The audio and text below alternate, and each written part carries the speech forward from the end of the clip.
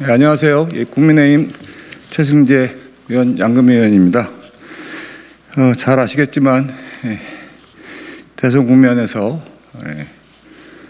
유력한 대선 후보인 이재명 더불어민주당 후보가 국민을 계속 갈라치고 여러 가지 논란에 있는 이야기를 해서 자영업자 소상공인들에게 피멍이 드는 이야기를 하고 있습니다. 이 관련해서 우리 국민의힘 여성위원장인 양금희 의원과 소상공인위원장인 최승재 제가 성명서를 낭독하도록 하겠습니다. 먼저 우리 양금희 의원님께서 말씀을 먼저 하시고 제가 그 다음 이어서 하겠습니다. 이재명은 국민을 그만 찢어 놓아라. 이재명 후보의 생각은 이미 조선시대 1668년에 시행했었다. 검난 정권이라 하여 총량제 안에 들어간 일부 상인들이 특권을 누리며 정부와 결탁한 추악한 제도였다. 총량제 안에서 검난 정권을 휘두른 시전 상인이 누린 상호적 특권은 대단한 것이었고, 반대로 총량제 밖에 있던 권력의 겹불을 째지 못한 상인들은 온갖 횡포에 시달렸습니다. 권력과 돈이 결탁한 아주 더러운 제도가 사라지는데 123년이 걸렸고, 그 사이 검난 정권을 누린 일부 상인은 큰 거상으로 성장하였습니다. 이재명 후보는 17세기적 경제 감각으로 대장동처럼 권력을 이용하여 일부에게 1000배의 축복을 주고 조폭처럼 군림하려는 것입니까?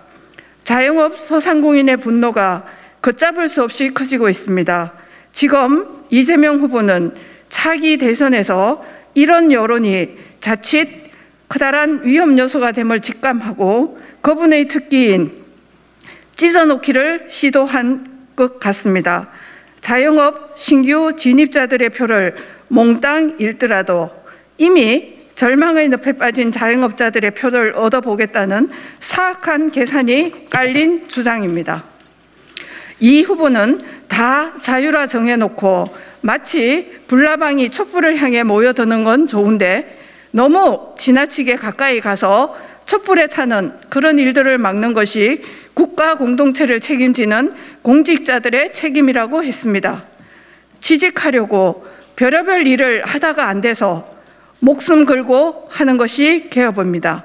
무덤 속에 피어나는 꽃처럼 아주 작은 희망을 안고 절망 속에 살아보겠다고 마지막 용기를 내서 창업하는 분들이 자영업자 중에는 상당히 많습니다. 그분들은 탐욕 때문에 죽을 줄 알고 달려드는 미친 분화방이 아닙니다.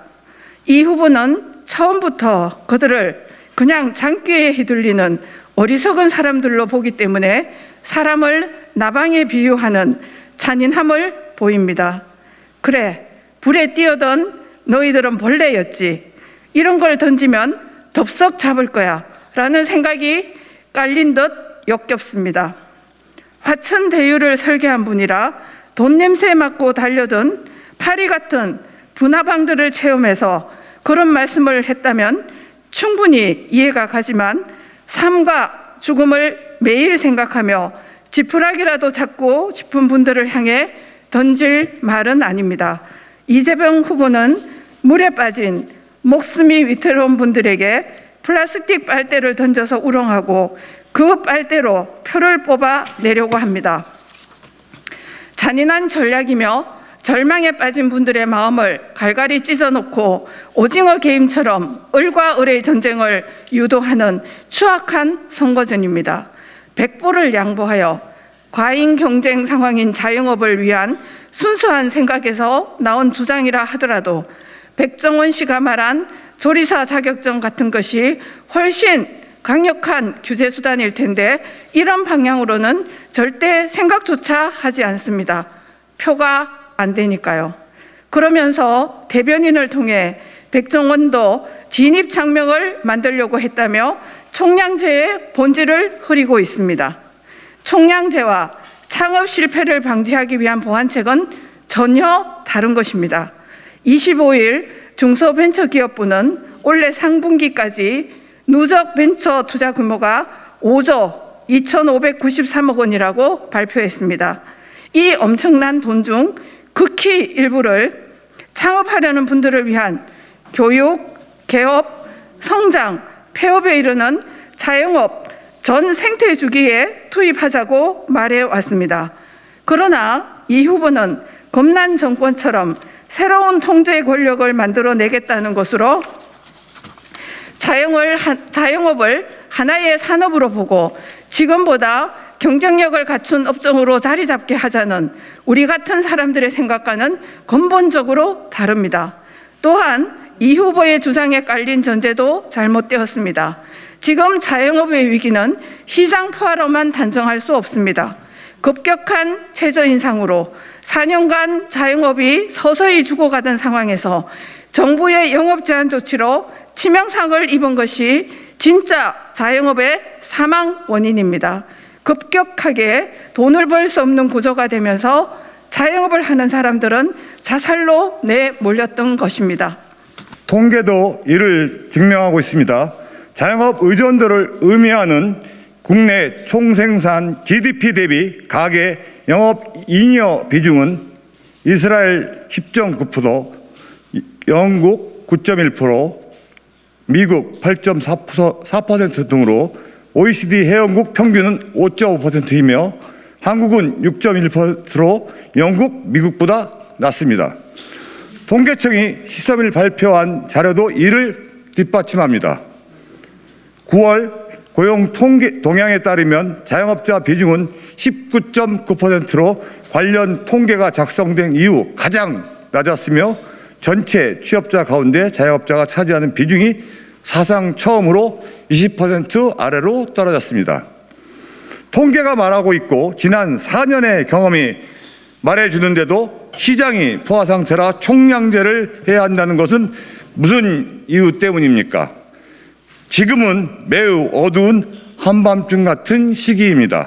이재명 후보는 대통령 후보답게 밤을 새워 어둠을 짓는 개가 되어야 합니다. 윤동지 시인의 시조 높은 개는 밤을 새워 어둠을 짓는다라는 명구는 우리 시대 국가 지도자가 새겨야 할 말입니다. 그런데 이재명 후보는 어둠을 향해 짓는 것 같지 않습니다.